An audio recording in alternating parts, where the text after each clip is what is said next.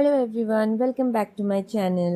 পাহাড় থেকে নামতে নামতে সন্ধ্যা হয়ে গিয়েছিল আর আমাদের খুব খিদেও পেয়ে গিয়েছিল, তাই আমরা পাহাড় থেকে নেমে সোজা চলে আসলাম ফোর ভেদাসে। ফোর ভেদাসের নিচেই ঢোকার সময় একটা রেস্টুরেন্ট আছে, তো আমরা ওখানে চলে গেলাম। আশিস আর রিয়া এখানে আগেও এসেছে, বাট আমি আর সৈকত এখানে ফার্স্ট টাইমই আসলাম। খুবই ভালো লাগছিল। সব থেকে ভালো ছিল যে জায়গাটা খুব একটা ভিড়ভাট্টা ছিল না, খুব রিল্যাক্স এখানে বসে টাইম স্পেন্ড করছিলাম। প্লাস সবাই ওখানে রাইড থেকে এসে একটু টায়ার্ডও ছিলাম, তো ওখানটায় বসে বেশ ভালোই লাগছিল। আর অ্যাম্বিয়েন্সটাও খুব ভালো ছিল, লাইটিংটাও খুব লাইট ছিল।